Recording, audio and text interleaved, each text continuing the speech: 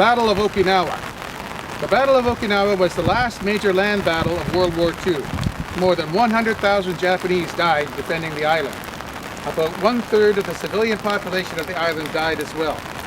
The Americans suffered about 40,000 casualties, with 7,000 killed, and an additional 26,000 other casualties came later, mostly from PTSD. Many important documents, artifacts, and sites related to the early Ryukyuan history were also destroyed, including Shuri Castle. Americans thought that the islanders would welcome them as liberators, but they had been told a lot of Japanese propaganda, and some even joined militias and fought along with the Japanese. This was a major cause of the civilian casualties, as it was not possible for the Americans to distinguish between combatants and civilians. Most surviving Okinawans hid in caves and family tombs. Several mass suicides happened. There was a Japanese program called Himiyuri, or Princess Lilies, who were 297 students between 15 and 16 years old, girls. They were conscripted to serve as nurses.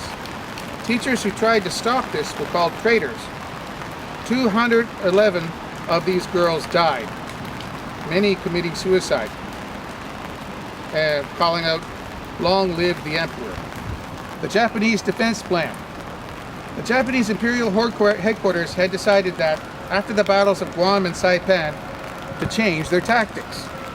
Their plan was to have their 32nd Army of more than 100,000 men under General Ushijima to do a holding action. During that time, the Japanese Air Force would launch massive kamikaze attacks against the American invasion fleet to cause it to withdraw. Then they could send more forces from Japan to wipe out all the American soldiers who had landed on the island. General Ushijima decided to not defend the beaches and only lightly defend the rest of the island. He concentrated his forces in the south and had his troops dig massive tunnel complexes under the hills, bridges, and Shuri Castle. The American attack began on April 1st, 1945, April Fool's Day. The U.S. Fifth Fleet was the largest yet assembled.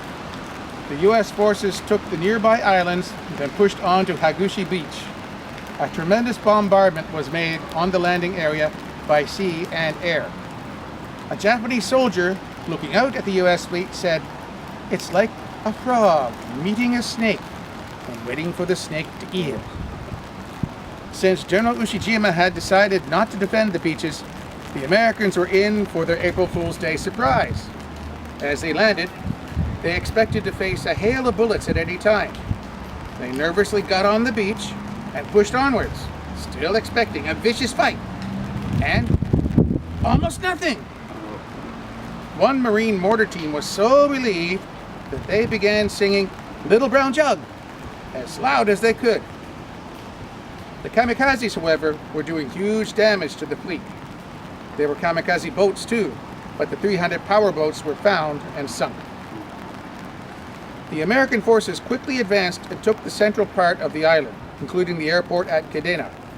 They still didn't make any contact with the main force of Japanese.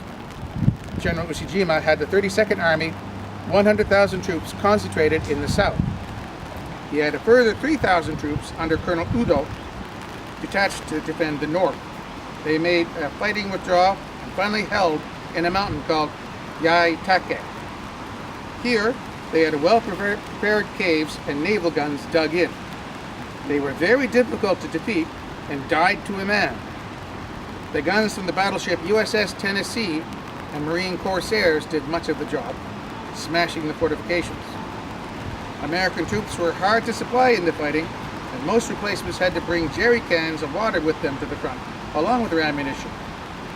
Then, on April 20th, the battle for the north was over. Another island was needed to be taken for artillery to fire from, Ieshima.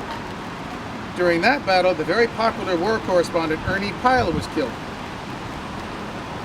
Then the Americans found the Japanese Shuri line of defenses. On 19th April, they made their first attack but were thrown back. Interlocking fields of fire from different hills, with Japanese troops well protected by their bunkers and cave systems, were going to cost a lot of American lives. The Americans used a combination of tanks, flamethrowers, and accurate artillery support to break through the Japanese positions, and then face counterattacks each time. The U.S. Marine aircraft were already flying in from Kadena Airfield, even though it was under fire from Japanese guns, as well as shell fragments from the sea as gunners frantically tried to shoot down hundreds of kamikaze and regular aircraft time after time. There were no safe spaces in the southern area. The new jet-propelled Oka, or cherry blossom, suicide aircraft appeared, but they were not very accurate, as the pilots didn't have much training or even time to steer the fast-moving aircraft. The nickname for the Oka by the Americans, by the way, was the Baka. The stupids. Okay. Then, the battleship Yamato made its suicide attack, along with a small fleet of smaller ships. Its mission was to get to Okinawa, do as much damage as it can, and beach itself on the shores. This was absurd. About 400 aircraft from Task Force 58 sank them, 100 miles from the beachhead. A Japanese airborne troop attack was tried. The Giritsu, Japanese commandos, attacked on the 24th and 25th May on 6 planes. 5 were shot down. 1 managed to belly land at Kadena Air Base, and the commandos blew up 8 planes and a fuel dump. It took 12 hours to kill the last raider. The assault on Shuri. This battle began on April 31st. The interlocking fields of fire from overlooking Japanese positions, the bunkers, and the reserves held on caves on reverse slopes would make it a very hard battle. When American troops took a position, Japanese soldiers would come out of caves behind them and then make large counterattacks at night. The Americans came up with a tactic: blowtorch and corkscrew. The flamethrowers were the blowtorch and demolitions were the corkscrew. Then a tactical mistake happened on the Japanese side. General Yahara wanted to keep all the troops in positions and continue holding, as they were doing pretty well at it. Then a hothead, General Cho, wanted to counterattack. General Ushijima listened to Cho, and a massive Japanese counterattack happened. To do it, they had to bring artillery out of the bunkers to be able to fire on the American positions. The attack on 5th May cost the Japanese more than 6,000 soldiers and 59 pieces of artillery.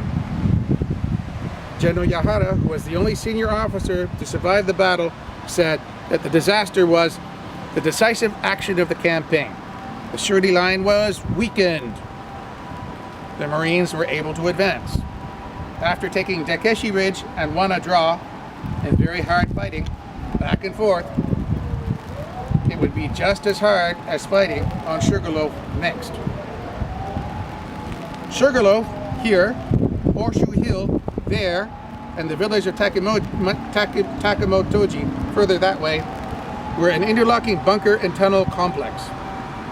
The only way to take them was to attack them all at the same time. Sugarloaf in particular had concrete bunkers and tunnels on the reverse slope, which would protect its reserve forces through the heaviest of barrages. The attack began on 12th May. Corporal Day and a few other Marines were to get up Sugarloaf with the rest of a company, then to be thrown off again. Corporal Day and his survivors held out in a small crater on the shoulder of the hill down there for most of the battle.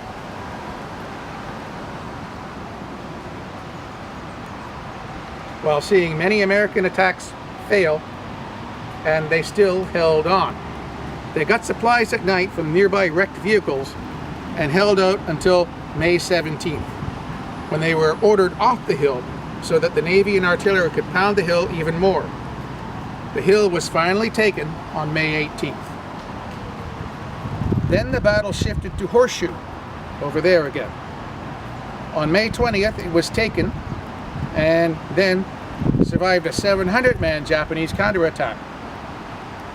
On the other side of the island, on the Shuri line, way over there on the east side, the U.S. Army took Koneko Hill. Then they took Yonabaru on 22nd May. The Japanese 32nd Army was then under threat of being cut off, So General Ushijima ordered a retreat to the next defensive line. Shirley Castle fell without much of a fight to the Marines. The first flag they flew was the U.S. Confederate flag. Many senior officers were very angry with that, and was soon replaced by the American flag. Radios were buzzing. Get that flag off there! Offshore, the kamikaze attacks were continuing. The Navy wanted the Army and Marines to hurry up. The end of the Battle of Okinawa. A plan was then made to make an amphibious landing on the southeast coast, behind the Japanese fortifications. It went well, despite 5,000 Japanese services troops, not proper soldiers, put together under a famous General Ota, who was specialized in seaborne landing attacks. He committed suicide just as the U.S. troops arrived at his cave. He said on his last radio call, "Enemy tank groups are now attacking our cave headquarters. The naval base force is dying gloriously," and then committed suicide. More battles for the hills, all bloody, especially Kunishi Ridge. The Americans found it nearly impossible to attack in the daytime, so attacked at night. They caught the unsuspecting Japanese eating breakfast. They took the top of the ridge, but the Japanese main forces were under it. It would take a while of desperate fighting to finish the battle. Supplies and men, as well as evacuating the wounded, had to be done through the use of tanks and bringing things and people in and out through the bottom escape hatch of the Sherman tanks. Then the commanding U.S. General Buckner was killed.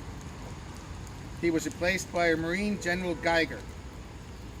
The news arrived to General Ushijima in his cave bunker at Mabuni on June 22nd. They cheered. Then General Ushijima told his officers to save themselves to tell the story to Imperial headquarters. Then he committed suicide. The Battle of Okinawa was over on June 23rd.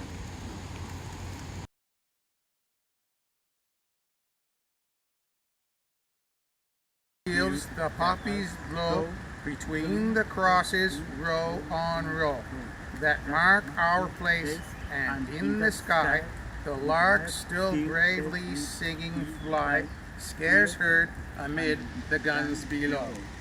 We are the dead, short days ago, we lived, felt dawn, saw sunset glow, loved and were loved, and now we lie in Flanders fields. Take up our quarrel with the foe. To you from failing hands we throw the torch, be yours to hold it high. If ye break faith with us who die, we shall not sleep though poppies grow in Flanders fields. And your name? Ono. Ono. Takuini Ono is a fellow who lives here in Naha with his friend who's taking a video over there, and he also has studied the history of this battle. We'll now have a toast to the fallen.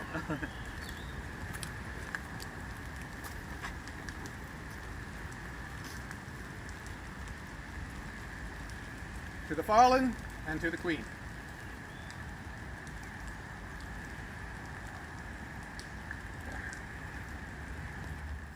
They shall not grow old as we that are left grow old. Age shall not weary them, nor the years condemn. At the going down of the sun, and in the morning, we will remember them.